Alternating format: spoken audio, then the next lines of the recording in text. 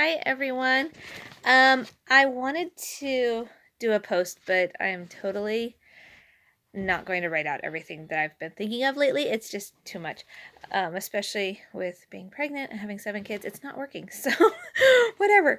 But I've been thinking on some things lately. I read a little bit about Louis Pasteur's life recently, and it was so cool, and it really prompted a lot of thoughts in my mind of where are we as a culture and what are we doing here, and um, how did we get here? And so I just wanted to read a little bit to you guys, and maybe you'll gain something from it too. Hopefully it'll just start a discussion anyway, at the very least. I'll start out by showing the book that I've been reading from. It's called The History of Medicine by John Hudson Tyner. Um, anyway, I was reading about Louis Pasteur and how he first worked on creating a cholera vaccine for sheep, and it was really super effective, like 100% effective. It was really great. He did a great job at it, and I'm just really thankful. And I do want to preface this. This is about vaccines. I'm not one of those, you know, very strict anti-vaxxers saying that every vaccine all the time is bad and evil and we should never have vaccines. I think they're really good in some instances, and we need them. They've saved lives. It's obvious. And I just think that there's some things we can think about and discuss about how these vaccines came to be, where we are with vaccines, and where we're going as a culture with our vaccines.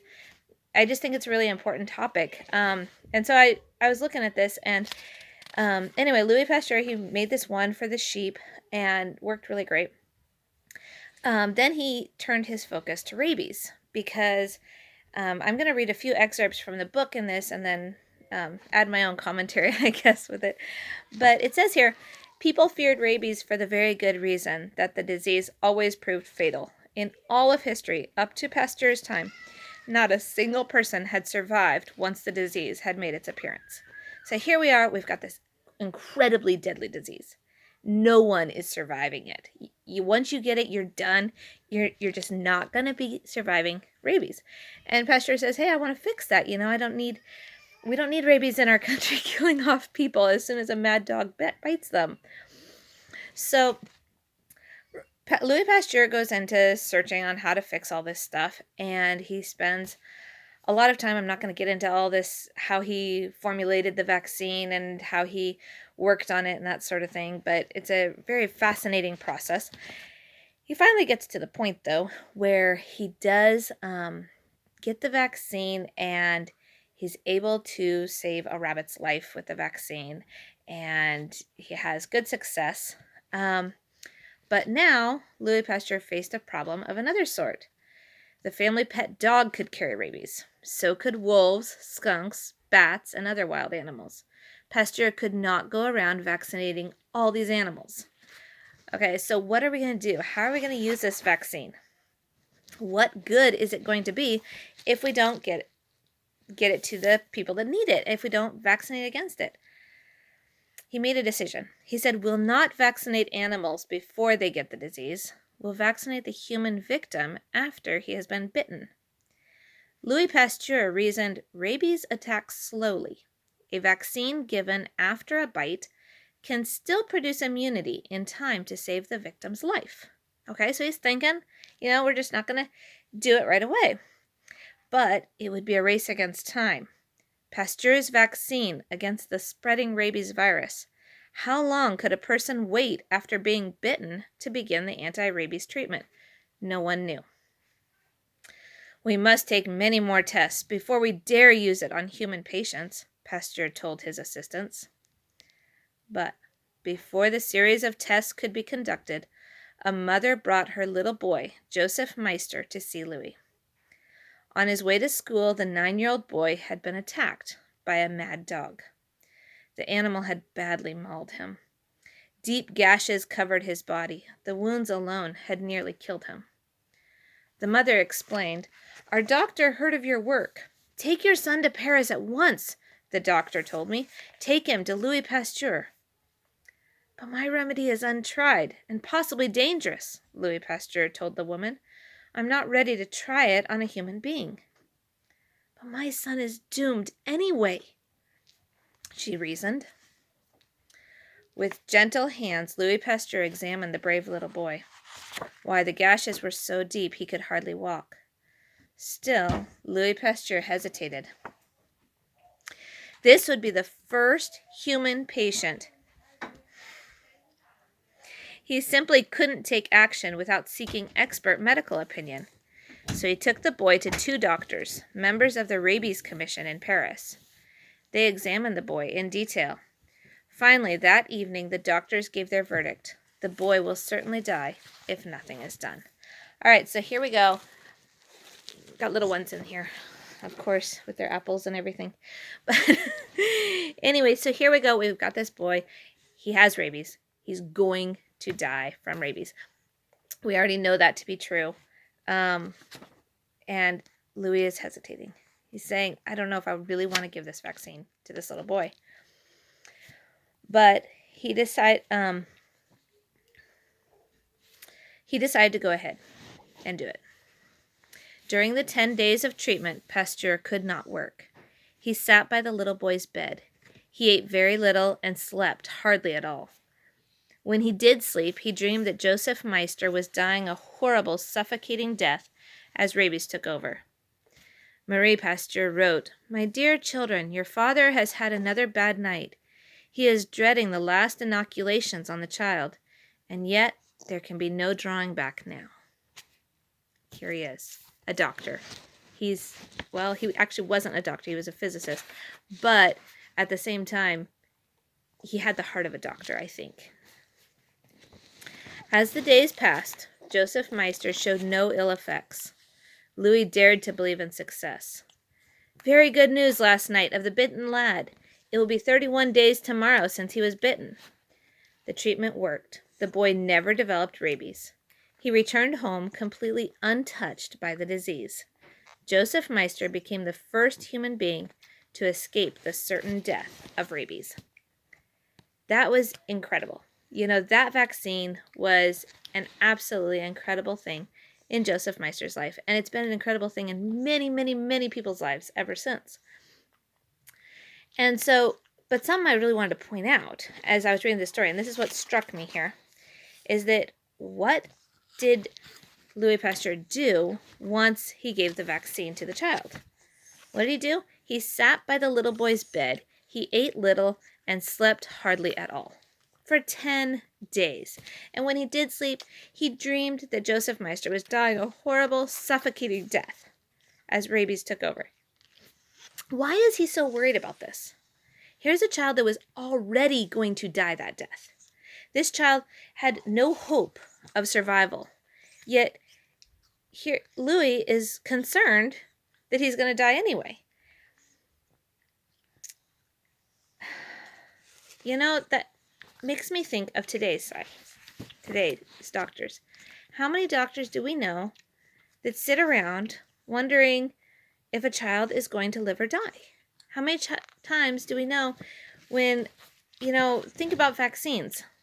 Vaccines can cause mild reactions. We all know of that. Redness, little fevers, whatever. Most everybody knows that those mild reactions can occur with any vaccine. And we're willing to accept those risks, which is fine if we want to do that. I don't see any problem with accepting the risks of that. Most people also know that, at least in rare cases, it is reported, everybody should know if they've seen the pamphlets, that vaccines can also cause major reactions, such as like anaphylaxis, which is an allergy causing death. So that's very rare. It's not as common. Thousands of children get the vaccines and never have the anaphylactic reactions. But they do occur. It does happen occasionally. Now, if we look back on Louis' life, here he is with this little boy that is already doomed to die. He's already doomed to the rabies. And yet, Louis Pasteur hesitates because he might harm the child. Which doctor do we know sits around wondering if he's going to harm a child with the vaccine. They don't do that. I don't know a single doctor that sits around wondering if a child is going to be harmed by this vaccine. They just don't, they're not concerned. And that's something that it bothers me a little bit. And it makes me wonder, well, where are we going as a society? Where are we going as a nation? Maybe it is true that we've got, 1,000 kids maybe will survive, and it'll actually help 1,000 kids, and then one child may die, or one child may get this severe reaction that causes horrible brain damage or something. Those things do happen every once in a while, and it's weird to me that we aren't sitting around being concerned for the few that it will harm. Instead, we tend to say, oh, it's okay, it helped 1,000 kids before it harmed this one, or it helped 10,000 kids before it harmed this one. So it's okay to have this one harmed. I don't necessarily think that that's something that Louis Pasteur would have agreed to. I don't think he would have been acceptable with that. No, back up just a bit, okay? 2 little kids fussing on my lap. So, anyway, that's just something that to look at, because we've got like this moral line here that we're like, okay, well, it helps out this many kids, this many people, and then it harms one. Okay, we can deal with that. I don't know if is that necessarily where we want to go as society? Is that something we want to have? Where is the line then? Where does it stop? If it harms right now, let's say that it helps 10,000 kids and harms one. And then later on, it only helps 1,000 but harms only one. Okay. Are we going to stop there? What if it helps 100 kids and harms only one? Let's take away some zeros here. We could go down to, what if it helps one kid and harms one kid? Are we going to keep doing it then too? Where is our line? Where is our moral compass where we're going to say, hey, this needs to stop? And I don't know. That's not necessarily something for me personally to decide for society. That's something I can decide for my own kids, what I feel is right. That's something that you can decide for your own kids. And I think that's great that people can make that decision right now on their own.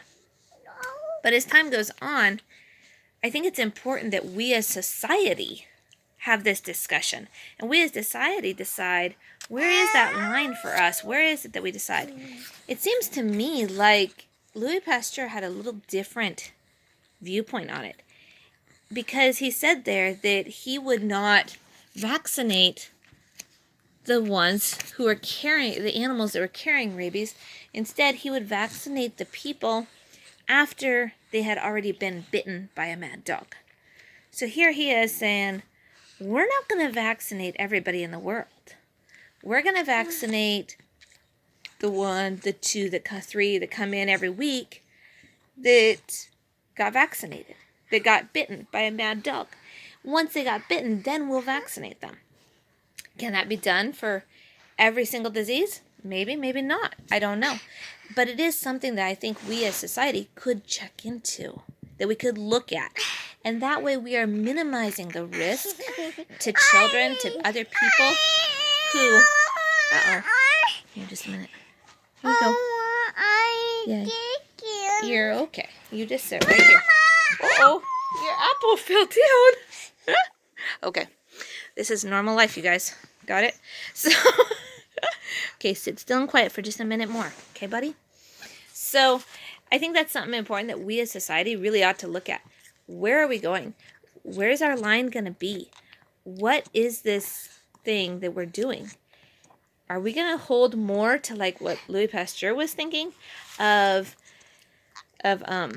vaccinating the people that had already gotten infected? Or are we holding more to, we're just going to vaccinate everybody because it's easier that way, and we're okay with harming one in however many thousands? That's just something to decide as a society, something to look at, and something that I found to be really interesting.